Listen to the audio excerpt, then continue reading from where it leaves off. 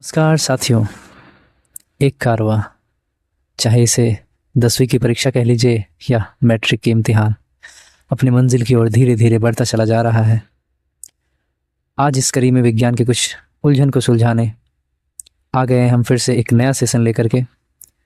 तो आज का पहला क्वेश्चन इस प्रकार है, कोई विलयन लाल लिटमस को नीला कर देता है, इसका पीएच संभवतः क्या होगा? ऑप्शन है हमारे सामने A7, B4, C5, D10।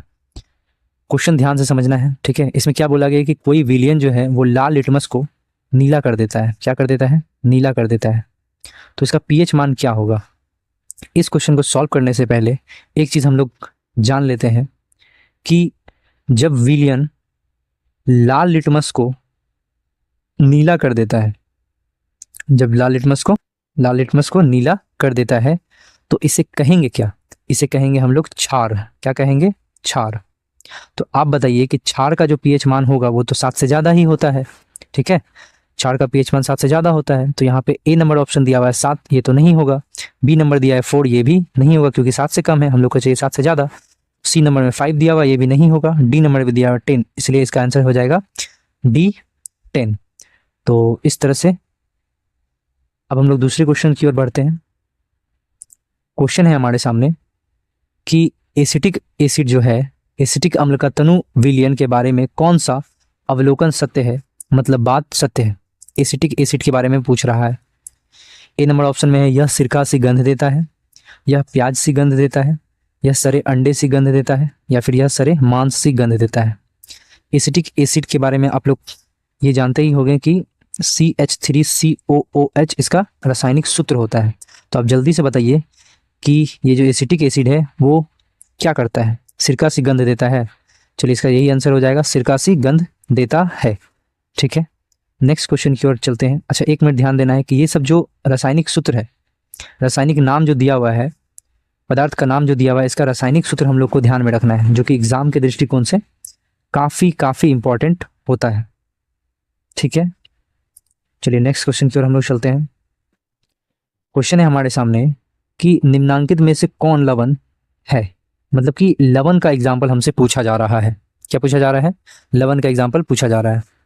पहला ऑप्शन है HCl, दूसरा ऑप्शन है NaOH, तीसरा ऑप्शन है K2SO4, चौथा ऑप्शन है NH4OH।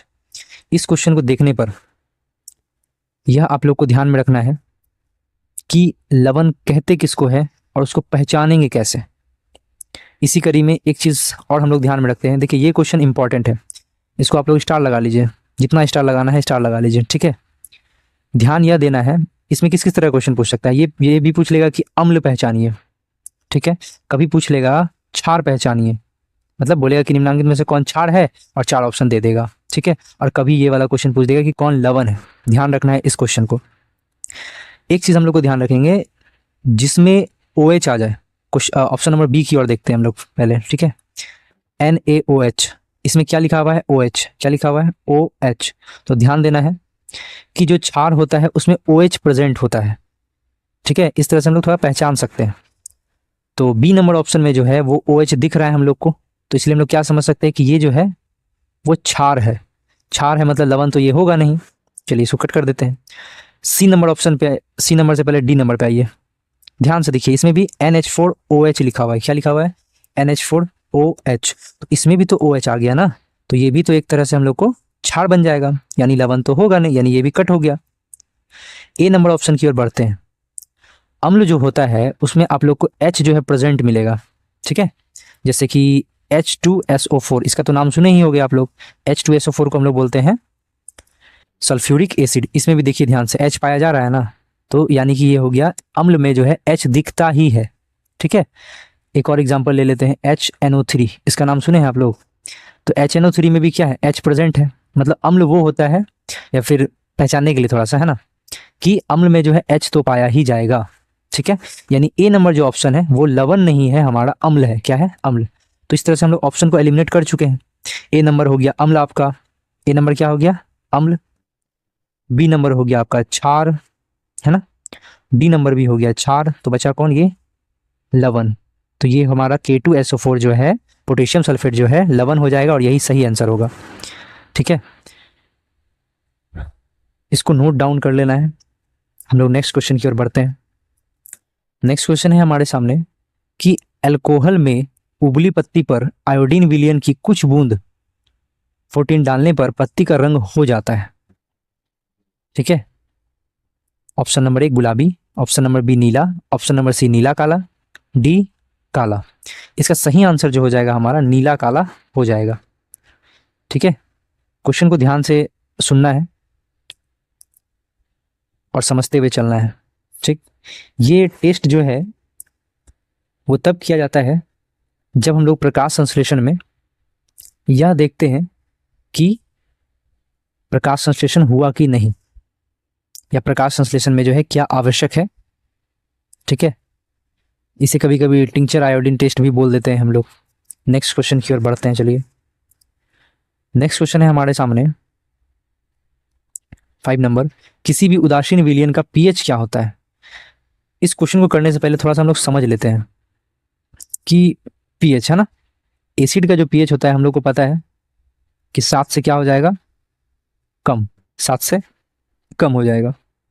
लेकिन वहीं अगर बात कर ले हम लोग बेस का यानी क्षार का, तो ये हो जाएगा 7 से ज़्यादा, 7 से ज़्यादा। और लेकिन अगर लवण का बात कर लें, लवण का जो पीएच होता है तो वो हमारा हो जाएगा 7, यानी उदासीन बीज को हम लोग समझ सकते हैं। ठीक है, उदासीन विलयन का पीएच कितना होता है, 7। अब क्वेश्चन को देखिए, उदासीन विलयन का पीएच ही पूछ दिया है हमसे, बताइए 5 होगा, 7 होगा, 14 होगा या फिर 0 होगा, क्या होगा। इसका सही आंसर है हमारा उदासीन विलयन का पीएच 7। क्लियर। अगर इसी क्वेश्चन में अगर आपसे पूछ लेता कि बताइए निम्न में से कौन अम्ल का पीएच है, तो इसका सही आंसर जो है वो आप लोग क्या करते हैं, कमेंट बॉक्स में बताइएगा। ए नंबर टिक करते हैं या फिर डी नंबर टिक करते हैं। नेक्स्ट क्वेश्चन की ओर हम लोग चलते हैं। अगला क्वेश्चन हमारे सामने है, लिटमस विलयन में बैगनी रंग का रंजक जो है, रंजक होता है जो कि निकाला जाता है, कहाँ से निकाला जाता है।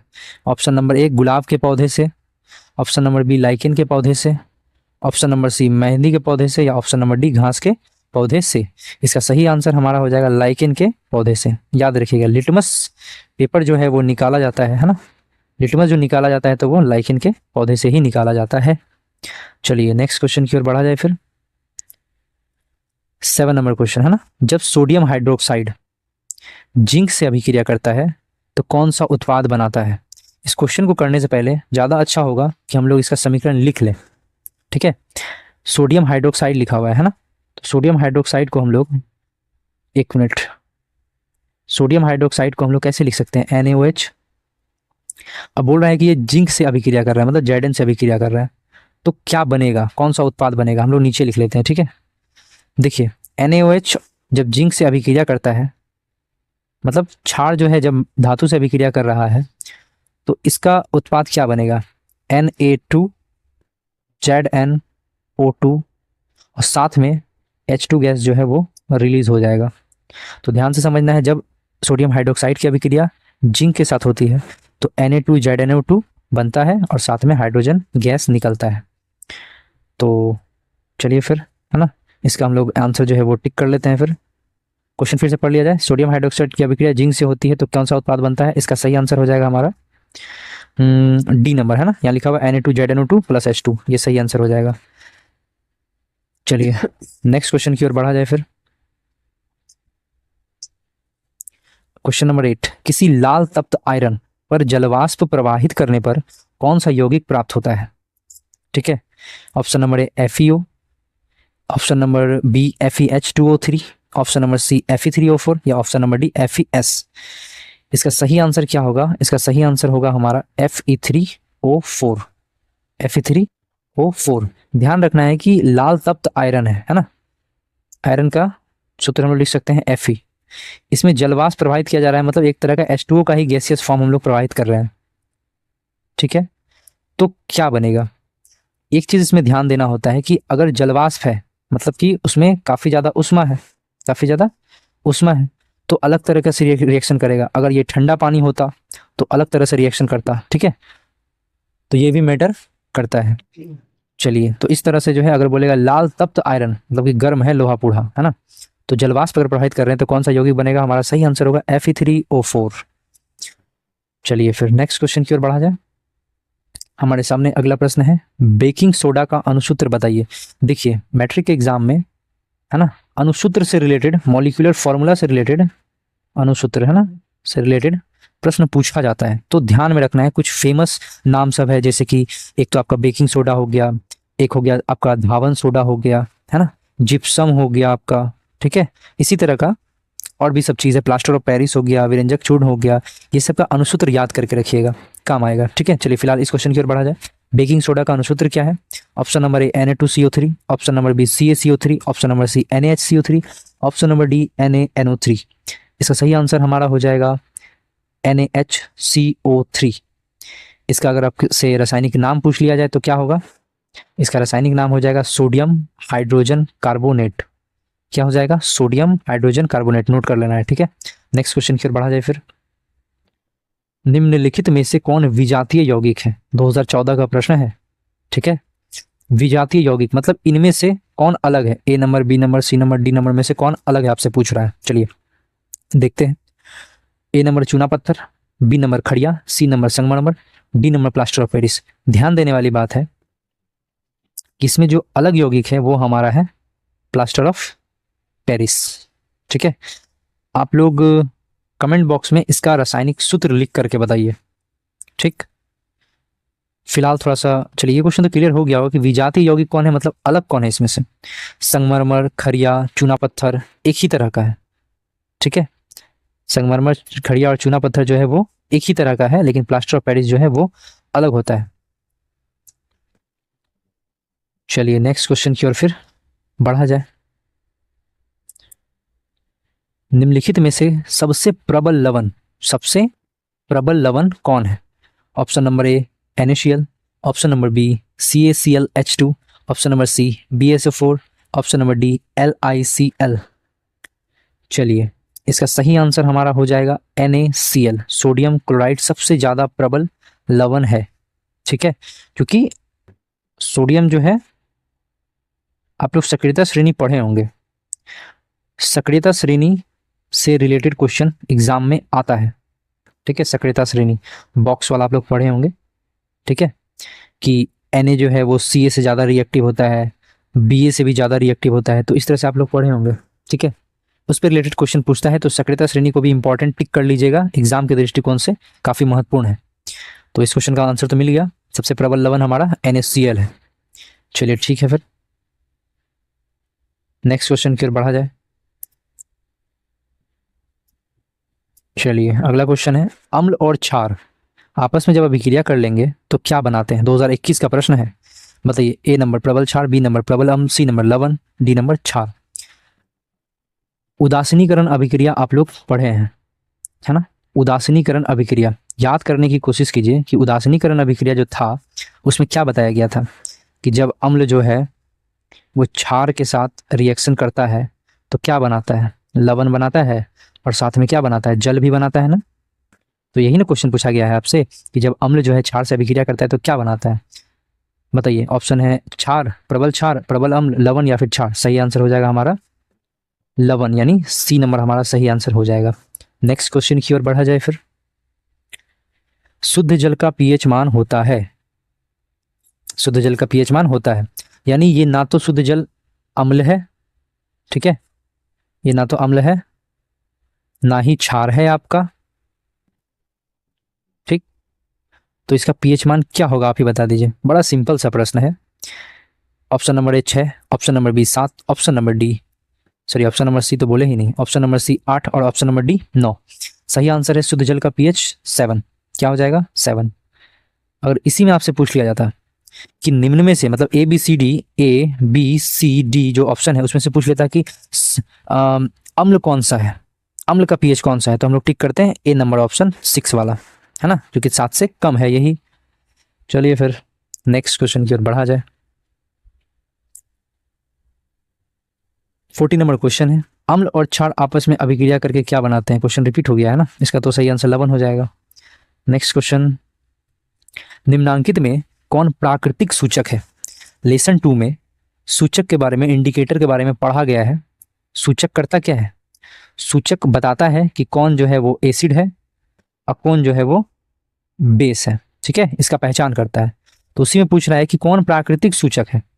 ठीक है, ऑप्शन नंबर ए हल्दी, option number B methyl orange, option number C phenolphthalein, option number D इनमें से कोई नहीं।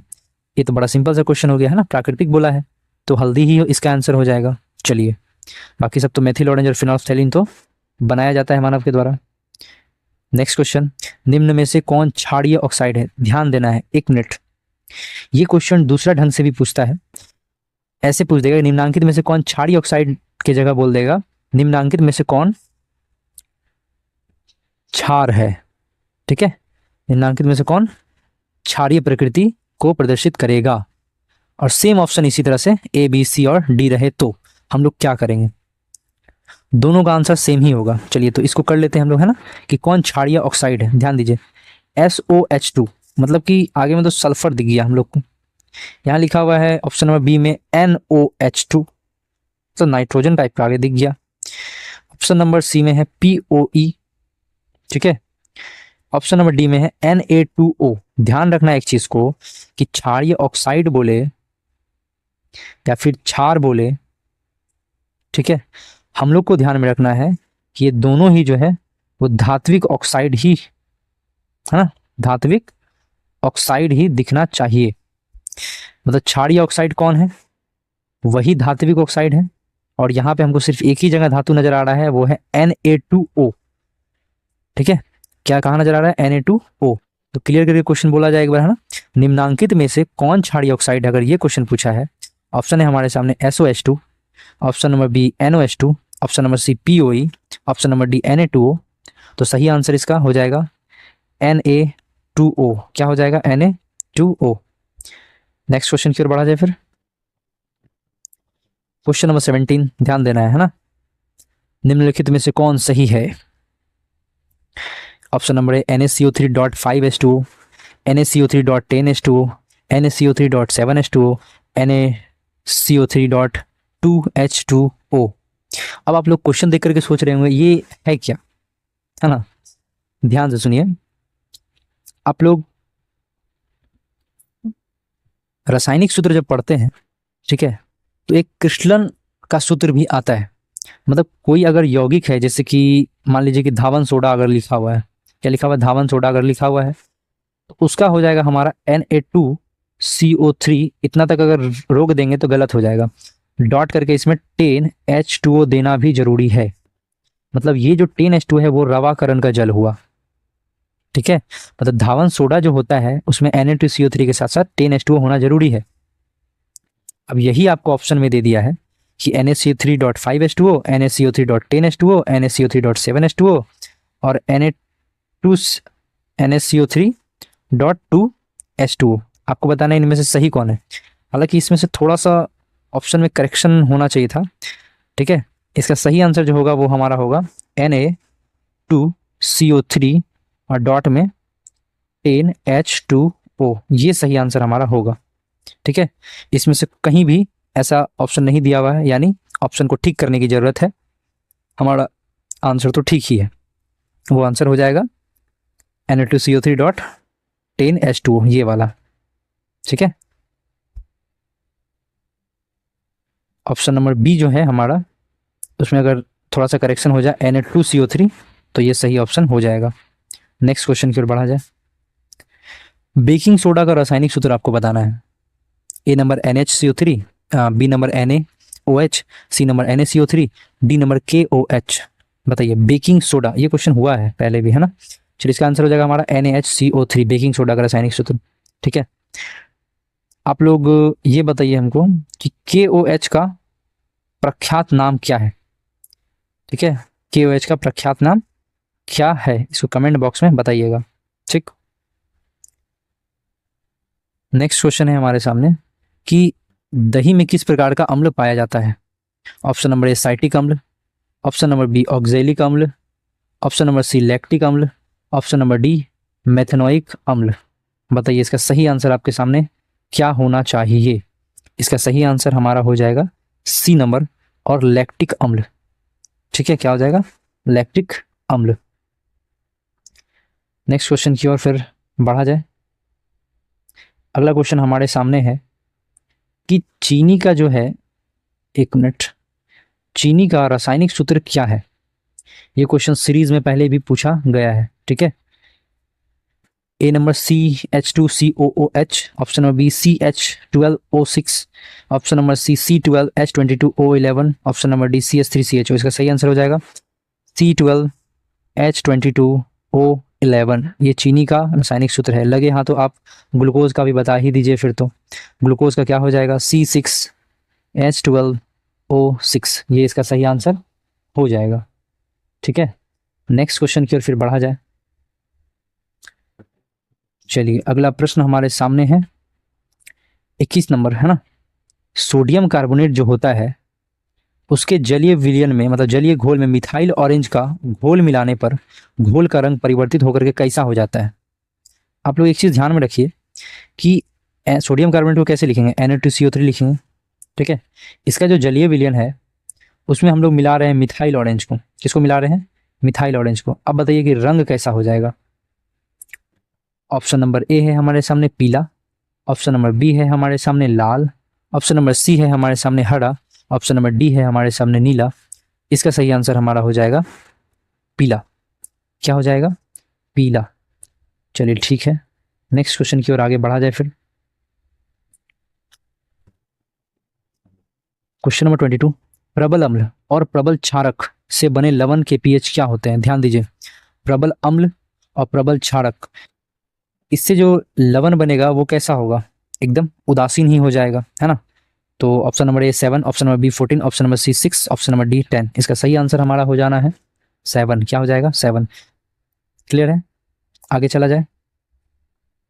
एक क्वेश्चन मान लीजिए कि इसमें आपसे अगर ये पूछ लिया कि प्रबल अम्ल है, ठीक है, प्रबल अम्ल तो है और साथ में दुर्बल क्षार आ गया है, शॉर्ट में लिखते हैं, ठीक है, दुर्बल क्षार आ गया है, तो आप बताइए जो लवण बनेगा वो कैसा लवण होगा। ऑप्शन नंबर ए अम्लीय लवण होगा, क्षारीय लवण होगा, या फिर उदासीन लवण होगा, कैसा होगा।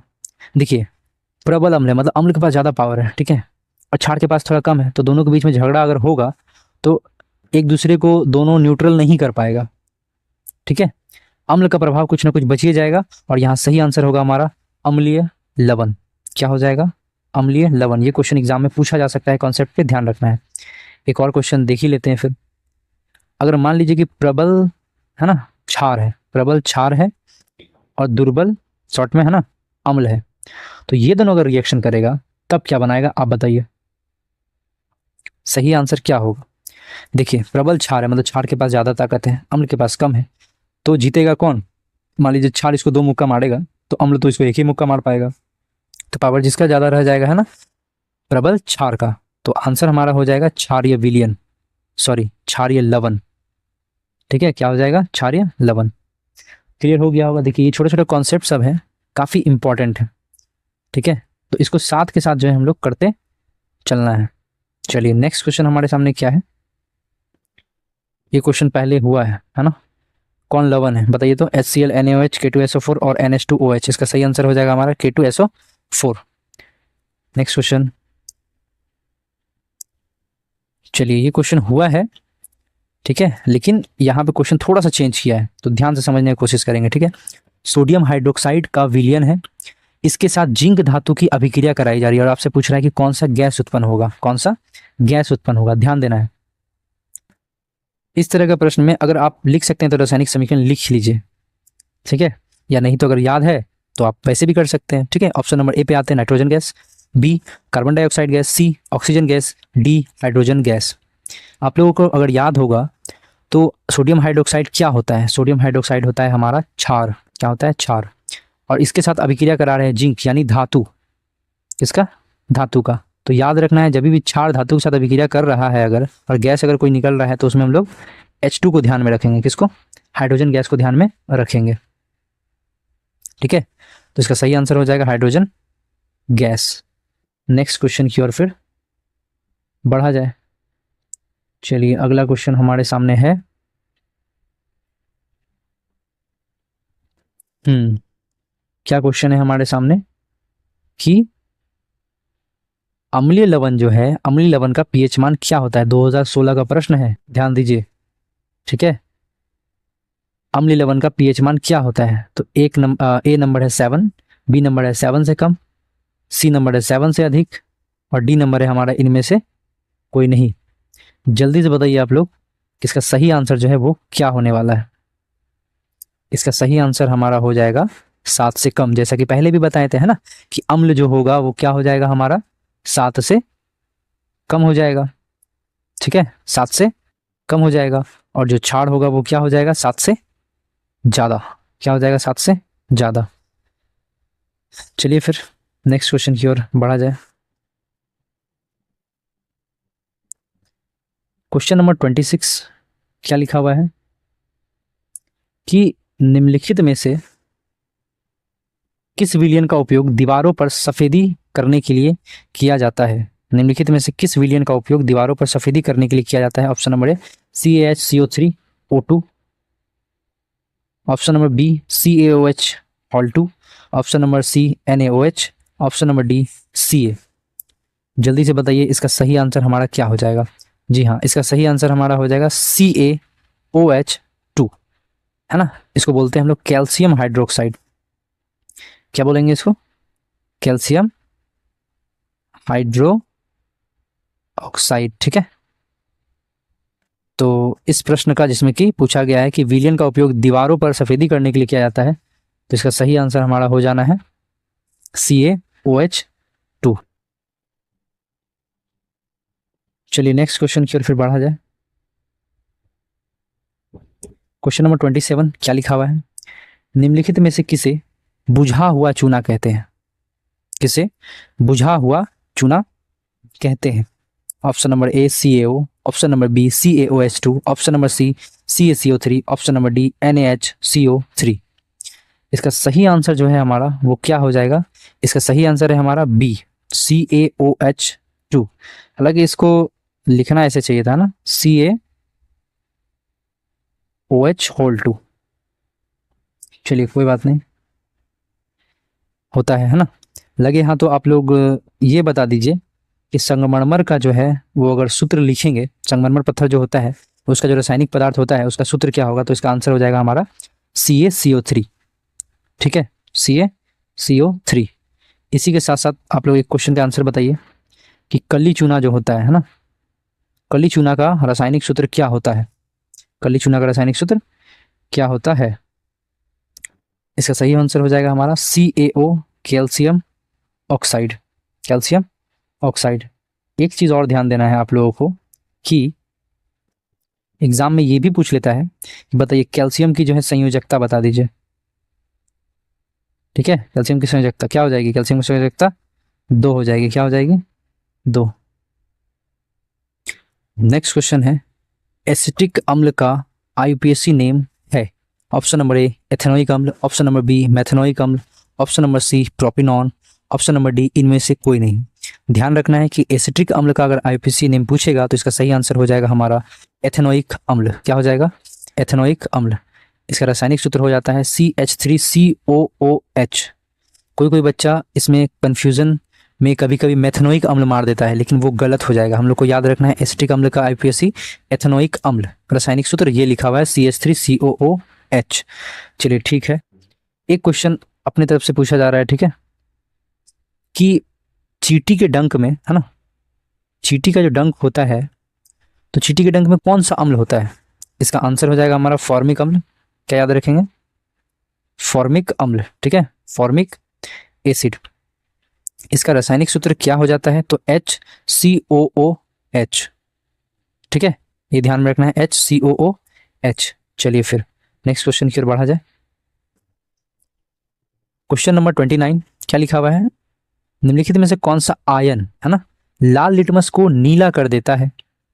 ठीक है, कौन सा आयन जो है लाल लिटमस को नीला कर सकता है, ये लिखा हुआ है।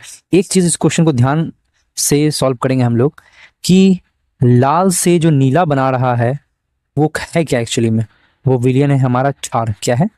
लाल से अगर नीला बना रहा है तो समझेंगे क्षार है। क्या है? क्षार। लेकिन यहाँ घुमाया है क्वेश्चन को, क्या बोल रहा है कि कौन सा आयन विलियन नहीं बोल रहा है, नहीं तो सिंपल आंसर छाड़ हो जाता है। यहाँ पूछा है कौन सा आयन जो है ना, लाल को नीला बना रहा है, लाल लिटमस को नीला बना रहा है। तो आंसर सुनिए, H plus, B number OH minus, Cl minus, D O2, ठीक है, ऑक्सीजन लिखा हुआ है। हम लोग को ये पता है कि लाल लिटमस को नीला बनाने का पावर रखता है हमारा क्षार, है ना, क्षार, और उसका एक संकेत होता है हमारा, है ना, कि क्षार पदार्थ जो सब होता है उसमें OH माइनस तो लगता ही लगता है, ठीक है। तो हम लोग जब आयन की बात करेंगे तो इसका सही आंसर OH माइनस हो जाएगा। क्वेश्चन को घुमा करके, है ना, दूसरा क्वेश्चन बनाया जा सकता है और सिंपली ये पूछा जा सकता था कि कौन सा आयन, क्या पूछता, कौन सा आयन नीला लिटमस, किसको, नीला लिटमस को, चलिए दूसरा जगह लिख लेते हैं ना, कि कौन सा आयन, एक मिनट, आयन, है ना, कौन सा आयन नीले लिटमस को लाल लिटमस में बदल देता है। तो इसका सही आंसर जो हो जाता वो हो जाता हमारा H प्लस। क्यों बोलिए क्यों? क्योंकि नीला लिटमस को लाल लिटमस पत्र में बदलने का पावर रखता है हमारा अम्ल। कौन रखता है? अम्ल। और अम्ल में H प्लस आयन के रूप में दिखता है हम लोग को। तो अगर आयन पूछेगा तो H प्लस मार देंगे, ठीक है। नेक्स्ट क्वेश्चन फिर बढ़ा जाए। अगला क्वेश्चन है, कोई विलियन नीले लिटमस पत्र को लाल कर देता है। अरे वही क्वेश्चन है ना, लेकिन क्वेश्चन थोड़ा डिफरेंट कर दिया है, ठीक है। नीले लिटमस पत्र को लाल कर देता है तो इसका पीएच संभवतः क्या होगा, ठीक है, पीएच संभवतः क्या होगा, ध्यान से समझिए। पहले तो हम लोग इसको क्लियर कर लेते हैं ना, नीला और लाल, ये है नीला और ये है लाल, है ना। तो नीला से लाल जा रहे हैं अगर, तो ये हो गया हमारा अम्ल। क्या हो गया? अम्ल। अब एक बात बताइए आप लोग कि पीएच मान क्या हो जाएगा? तो अम्ल का पीएच मान क्या होता है? 7 से कम। क्या होगा? 7 से कम। आइए ऑप्शन देखिए। अब ए नंबर लिखा हुआ है 5, ऑप्शन लिखा हुआ थोड़ा गलत है यहाँ पे, कोई बात नहीं, मैनेज कर लेंगे, है ना। पहला है 5, दूसरा है 7, तीसरा है 8, चौथा है 10। इसका सही आंसर 7 से कम होना चाहिए था और आंसर हो जाएगा हमारा 5। क्या हो जाएगा? 5। क्लियर है? समझ में आया? ठीक है। इस तरह से क्वेश्चन को घुमा सकता है। 2021 में ये प्रश्न पूछा है, कितना बार अब घिसा घिसाया वही क्वेश्चन पूछेगा कि नीला लिटमस पत्र को, एक मिनट, है ना, घिसा घिसाया क्वेश्चन कि नीला लिटमस पत्र को लाल लिटमस पत्र में बदल देता है, वो क्या है? अम्ल, क्षार, लवण क्या है? वो क्वेश्चन का समय गया। अब नया क्वेश्चन पूछ रहा है, ध्यान से समझना है और एग्जाम में फोड़ करके आना है, ठीक है, किसी इंसान को नहीं, क्वेश्चन को। चलिए क्वेश्चन नंबर 31, ऑक्जेलिक अम्ल का प्राकृतिक स्रोत क्या है? ठीक है, ऑक्जेलिक अम्ल का प्राकृतिक स्रोत क्या है, मतलब ऑक्जेलिक अम्ल कहाँ से मिलता है? ऑप्शन नंबर ए संतरा, ऑप्शन नंबर बी टमाटर, ऑप्शन नंबर सी शर्करा, ऑप्शन नंबर डी है हमारा इमली। आप लोग इसका सही आंसर जो है बताइए क्या होगा। इसका सही आंसर हमारा हो जाएगा टमाटर। क्या हो जाएगा? टमाटर। इस क्वेश्चन में कंफ्यूजन नहीं होना चाहिए, मेमोरी बेस्ड क्वेश्चन था, सिंपल सा, है ना। चलिए लगे हाँ, तो आप लोग ये बता दीजिए कि संतरा में कौन सा अम्ल पाया जाता है। देखिए क्वेश्चन पूछ सकता है एग्जाम में, ये 2021 में पूछा तो आगे भी पूछ सकता है, ठीक है। सिरका में कौन सा अम्ल होता है और इमली में कौन सा अम्ल होता है? चलिए पहले हम लोग इमली का देख लेते हैं। इमली में होता है टार्टरिक अम्ल। क्या होता है? टार्टरिक अम्ल, ठीक है, ध्यान रखिएगा, टार्टरिक अम्ल होता है। और सिरका में जो होता है एक तरह से CH3COOH, यानी कि एसिटिक एसिड जो है हमारा होता है सिरका में। टमाटर का तो हो ही गया, ऑक्जेलिक अम्ल। चलिए संतरा का जो है आप लोग पे छोड़ रहे हैं, कमेंट बॉक्स में बताइएगा कि संतरा में कौन सा अम्ल या फिर होता है। चलिए नेक्स्ट क्वेश्चन की ओर बढ़ लें, नेक्स्ट क्वेश्चन की ओर बढ़ते हैं फिर। प्रबल अम्ल, क्या लिखा हुआ है? प्रबल अम्ल के जलीय विलयन में किसका आधिक्य होता है? मतलब प्रबल अम्ल है, स्ट्रॉन्ग एसिड है, ठीक है, स्ट्रॉन्ग एसिड है एकदम। तो उसका जब जलीय विलयन जाएगा, है ना, तो उसमें किसका अधिकता होगा, किसका आधिक्य होगा, मतलब किसकी अधिकता होगी? ऑप्शन नंबर ए H प्लस आयन की, OH माइनस आयन की, Cl माइनस आयन की, Na प्लस आयन की। ध्यान रखना है, इस तरह का क्वेश्चन अगर पूछे कि प्रबल अम्ल में कौन सा आयन की अधिकता होती है, तो अम्ल में तो हमारा H प्लस आयन का बोलबाला रहता है कि नहीं। तो इसका सही आंसर हो जाएगा हमारा H प्लस आयन का। अगर यही क्वेश्चन पूछता हमारा प्रबल क्षार के बारे में, किसके बारे में? प्रबल क्षार के बारे में अगर पूछता, अब बोलता कि किसका आधिक्य होता है, तब आंसर हमारा क्या हो जाता? बोलिए तो OH माइनस। किसका? OH minus. क्लियर हो गया होगा। नेक्स्ट क्वेश्चन, चलिए नेक्स्ट क्वेश्चन हमारे सामने क्या है? लाल पत्ता गोभी उदाहरण है। कोई बिना ऑप्शन देखे टिक मार देगा सब्जी का, तो गलत हो जाएगा ना। ऑप्शन देखिए, प्राकृतिक सूचक है, कृत्रिम सूचक है, सूचक अभी थोड़ा देर पहले क्लियर किए हैं, है ना। अम्ल या क्षार के बारे में बताता है। सी नंबर दोनों है क्या? डी नंबर इनमें से कोई नहीं। चलिए लाल पत्ता गोभी उदाहरण है हमारा प्राकृतिक सूचक, सिंपल सा आंसर हो जाएगा। ठीक है, क्या हो जाएगा? प्राकृतिक सूचक। नेक्स्ट क्वेश्चन की ओर बढ़ा जाए। उदासीनीकरण क्रिया, क्या लिखा हुआ है क्वेश्चन? उदासीनीकरण क्रिया में डैश है ना, पहला नंबर अम्ल बनता है क्या? बी नंबर लवण और जल बनता है क्या? सी नंबर क्षार बनता है या डी नंबर क्षारक बनता है? बताइए क्या होगा? उदासीनीकरण अभिक्रिया अभी थोड़ा देर पहले क्लियर किए हैं कि उदासीनीकरण अभिक्रिया होता है अम्ल और क्षार के बीच में, है ना। लेकिन अगर पूछे कि इसमें बनता क्या है तो हम लोग आंसर देंगे लौ से लवण और जौ से जल। ध्यान रखना है ना, लौ से लवण और जौ से जल। तो इसका सिंपल सा आंसर है कि उदासीनीकरण क्रिया में क्या बनता है, तो लवण और जल बनता है। क्लियर है? यहाँ पे ऑप्शन नंबर सी क्षार बनता है और ऑप्शन नंबर डी क्षारक बनता है। यहाँ से दो वर्ड निकल करके आता है कि क्षार क्या है और क्षारक क्या है। इसको आप लोग इंपॉर्टेंट क्वेश्चन की तरह पे नोट कर लेंगे, ठीक है। एग्जाम में कभी कभी देखने को मिल जाता है ये प्रश्न कि क्षारक और क्षार में क्या अंतर है, ठीक है। इसे हम लोग जो है आगे डिस्कस करेंगे इस पे क्वेश्चन। चलिए 36 नंबर क्वेश्चन कि क्षारीय विलयन में जो फिनोल्फथैलीन सूचक का रंग होता है, ऑप्शन नंबर ए गुलाबी, ऑप्शन नंबर बी पीला, ऑप्शन नंबर सी नीला, ऑप्शन नंबर डी रंगहीन। बताइए इसका सही आंसर आप बताइए क्या हो जाएगा। फिर से सूचक पे रिलेटेड क्वेश्चन है, हाँ, ये भी एग्जाम में पूछा गया क्वेश्चन है सूचक पे रिलेटेड। और यहाँ पूछा है कि क्षारीय विलयन है, इस बॉक्स में मान लीजिए कि क्षारीय विलयन है, क्या है? क्षारीय विलयन है। और इसमें डाल दिया हम लोग फिनोल्फथैलीन सूचक, तो सूचक का रंग क्या हो जाएगा? इसका सही आंसर जो है हमारा गुलाबी। क्या हो जाएगा? गुलाबी, ठीक है। नेक्स्ट क्वेश्चन की ओर फिर बढ़ते हैं।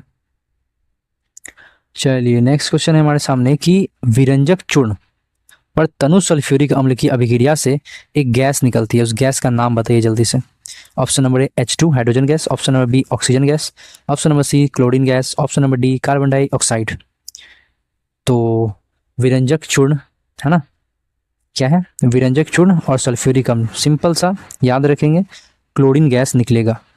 आप लोग एक चीज नोट किए होंगे कि जब भी ब्लीचिंग पाउडर छीटा जाता है ना, ब्लीचिंग पाउडर को छीटते हैं उसी को विरंजक चूर्ण भी बोला जाता है, कोई दिक्कत नहीं है, ठीक है। विरंजक चूर्ण उसी को बोला जाता है, ठीक है। जब भी ब्लीचिंग पाउडर छीटते हैं या विरंजक चूर्ण छीटते हैं तो उससे एक गंध निकलता है ना, जिससे कि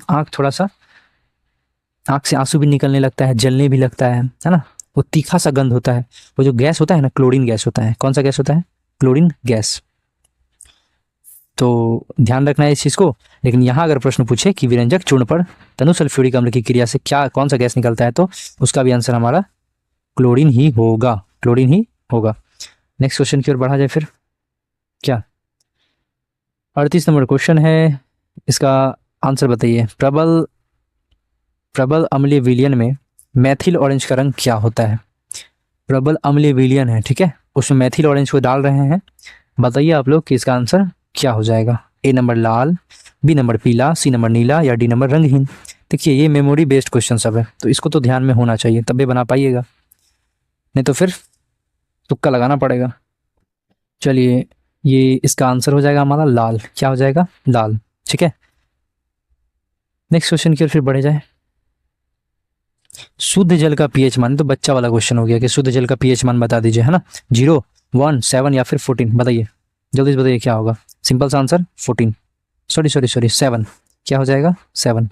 शुद्ध जल का पीएच मान होता है हमारा 7। अगर इसी में पूछ लेता कि क्षार का पीएच मान निम्न में से क्या हो सकता है, मतलब यही 4 ऑप्शन रहता, 0, 1, 7 और 14। अब पूछता है क्षार का पीएच मान क्या हो सकता था, बताइए तो क्या आंसर होगा। इसका आंसर हो जाएगा हमारा 14। क्यों? क्योंकि क्षार जो होता है उसका पीएच मान 7 से ज्यादा होना चाहिए, है ना। नेक्स्ट क्वेश्चन की ओर बढ़े। चलिए फिर अगला प्रश्न है हमारे सामने कि कोई विलियन है, क्या है? कोई विलियन है, मान लीजिए कि इसमें कुछ विलियन रखा हुआ है, ठीक है, और इसमें अंडा जो है, अंडा का पीसा हुआ कवच जो है इसमें डाल दे रहे हैं हम लोग, और इसमें अभिक्रिया हुआ और एक गैस उत्पन्न हुआ। क्या उत्पन्न हुआ? गैस उत्पन्न हुआ। बताइए ये जो गैस है ना, चूने के पानी को दूधिया कर देता है, चूने का पानी को दूधिया कर देता है, तो इस विलियन में क्या होगा आप लोग को ये बताना है, विलियन किस चीज़ का होगा। Option number A NaCl, option number B HCl, option number C LiCl, option number D KCl। तो इसका सही आंसर हमारा हो जाना चाहिए HCl, मतलब कि hydrochloric acid, hydrogen chloride. Hydrogen chloride अगर विलियन है तो उसमें अगर पिसा हुआ अंडा डाल देंगे, मान लीजिए कि इसमें है ना HCl है विलियन में, अगर पिसा हुआ अंडा कवच डाल देंगे इसमें तो अभिक्रिया के बाद ठीक है एक गैस उत्पन्न होगा जो कि चूने के पानी को दूधिया कर देगा। चलिए फिर नेक्स्ट क्वेश्चन की ओर बढ़ा जाए। हाँ, अगला प्रश्न है कि विरंजन के लिए जो है, विरंजन के लिए क्या प्रयुक्त होता है, आप ही लोग बताइए। ए नंबर नौसादर, बी नंबर खड़िया, सी नंबर ब्लीचिंग पाउडर या फिर डी नंबर लाल दवा। आप लोग लॉन्ड्री में अगर कभी कपड़ा दिए होंगे है ना, या फिर धोबी को जब भी कपड़ा दिया जाता है तो क्या होता है आप लोग बताइए। तो एकदम कपड़ा साफ होकर के आता है, हाँ कुछ दिन के बाद कपड़ा पूरे साफ हो जाता है, मतलब फट जाता है। रीज़न पता है क्या है, क्योंकि उस पर जो है ब्लीचिंग पाउडर मार दिया जाता है, ठीक है, जिससे कि कपड़ा का रेशा जो है अंदर का निकल जाता है, नया दिखने लगता है। हम लोग सोचते हैं कि साफ़ कर दिया, लेकिन कुछ दिन बाद पूरे साफ हो जाएगा। चलिए, तो अलग बात है ना। यहाँ क्वेश्चन पे आते हैं, विरंजन के लिए प्रयुक्त होता है क्या, इसका सही आंसर हो जाएगा ब्लीचिंग पाउडर। चलिए फिर नेक्स्ट क्वेश्चन, जल को जीवाणु रहित बनाने के लिए उपयोगी पदार्थ है। मतलब जल में जो है, कभी कभी आप लोग देखे होंगे है ना कि पानी रहता है और उसको जो है जीवाणु से मुक्त करने के लिए होता है, तो हम लोग क्या करते हैं, उसमें क्या डालते हैं आप लोग बताइए ध्यान से।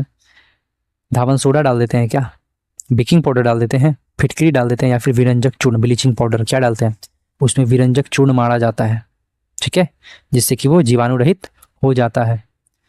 आप लोग को याद होगा।